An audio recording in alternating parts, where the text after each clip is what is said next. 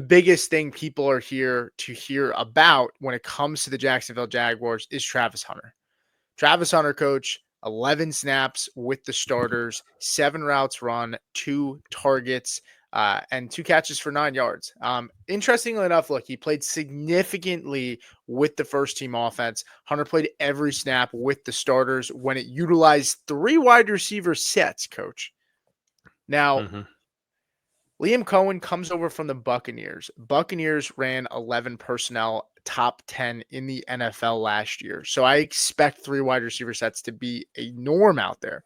But 2 wide receiver sets, do you expect it to be Diami Brown and Brian Thomas Jr., or do you expect Travis Hunter to also be out there for a majority of the 2 wide receiver sets? Does it matter to you at all? And just tell me your general thoughts. Is it looking too much into it that when he was taken off the field, it was when there were not 3 wide receivers out there?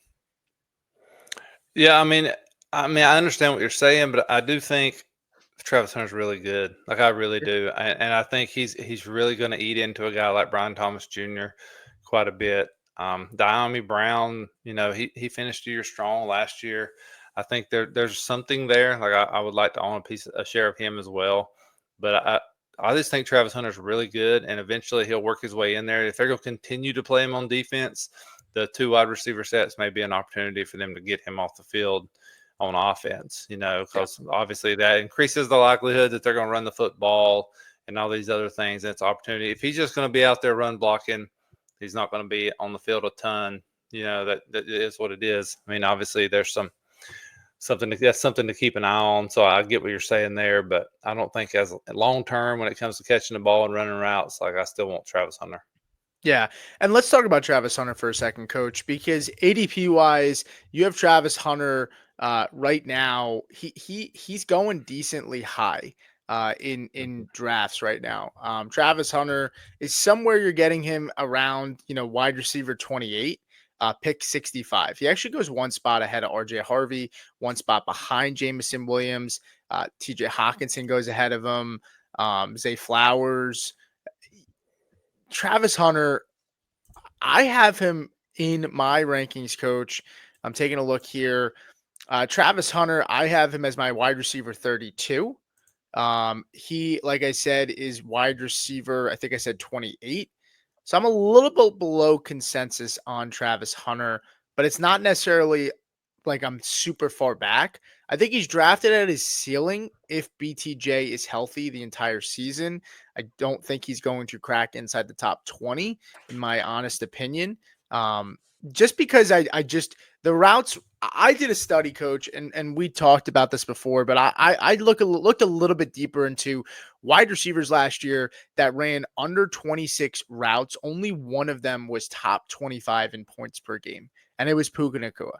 Every single other top 25 wide receiver last season ran 26 or more routes. And when I broke it down with Travis Hunter and I looked at the philosophy of Liam Cohen and how much they like to pass, I'm projecting Hunter to be close, somewhere around that 22-ish to 25-ish when it comes to his total snaps. I in terms of total routes. I'm expecting him to be somewhere as like a wide receiver 2, low end wide receiver 2 that have some spike weeks here and there, coach. Is that fair to say? Am I too far or am I too low on Travis Hunter, or, is that about where you have him as well? I mean, what you're saying is fair, but ultimately the unknown with the defensive factor, it makes this incredibly difficult. Yeah, like one day I think I got Hunter's not high enough. He should be going way higher. The next day I'm like, oh, he's too high. That uncertainty is scary as crap, and it just is what it is. I do think I mentioned this before. I think he's going to bother Brian Thomas a little bit as far as a Brian Thomas owner.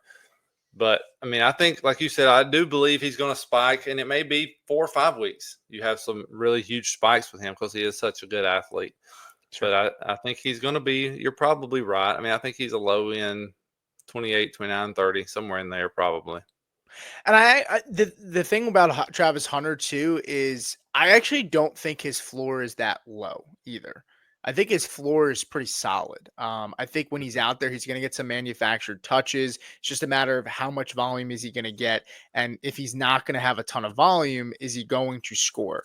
I think he's going to give you some solid floor just off the fact that he's going to be playing defense. If your defense, if your league provides points for tackles, provides points for interceptions, I'm not banking on the interceptions because it's too volatile. It's too fluky. But overall, if you do get points for defense, and this is a guy that maybe gets, I don't know, let's just call it 3 tackles a game. That's 3 points right there. All he would need is, a couple, maybe 2 catches for, 20 yards. And you're already looking at a guy that's going to have, some around 8 points, right? And that's like just giving a low ball game for him. So I think that's why the floor is there. It's just a matter of how high is his ceiling. Now, I do want to Do you shift think gears. Go hang ahead. on, would it shock you to see like a mid-season shift? And by that I mean like the Jacksonville's playing okay. He's had a so-so role on offense. He's been playing, average at corner. Is there a point at which they go, man, this guy is too good to be taken off the 2 wide receiver sets on offense? He's got to play offense 100%. all the time. Yeah, 100%. I think it's very, very possible. That is the one thing that concerns me about where I have him ranked. And one of those things where I don't want to chase it. I think that's the thing with him is I don't want to chase the upside too much. Mhm. I don't think his cost is severe where it's super expensive. I just find myself preferring some players that go behind him, like Tet McMillan, who is the wide Mhm. receiver, who's wide receiver 29 in ADP right now. I prefer Tet over Travis Hunter. I prefer Calvin Ridley over Travis Hunter. I think Olave and Adunze get close there, and those are some notable names that I find myself again clicking over Hunter. But I think you're valid in what you're saying. If Travis Hunter looks phenomenal on the It field, also could go the other they're going to way get him. too, right? I mean, Yeah, that defense is terrible, and he's playing extremely well. How valuable? How much does a shutdown corner affect the game in your opinion, Coach? I think it's extremely valuable. Yeah, Yeah, extremely valuable. It will come down to which side needs help the most and what their record is. yeah, I would agree with that too, and that defense is pretty freaking bad. Um, Terrible.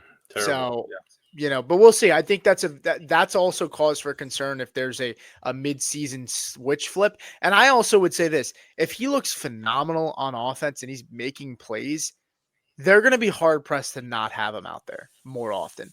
My concern is, is it going to be a big tell if he's on the field? Like that it's a passing Well, situation. Is I was that a going to say, concern?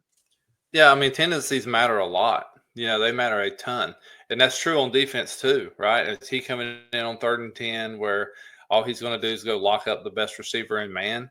That's a tendency in the other direction too. Like those things matter. So you can't just do that. Like you cannot just do that. He's going to have Right. to be on the field and run plays. Like, it's not a JV game here. You gotta take these things into account. Yeah, I'm with you. So we do have a decent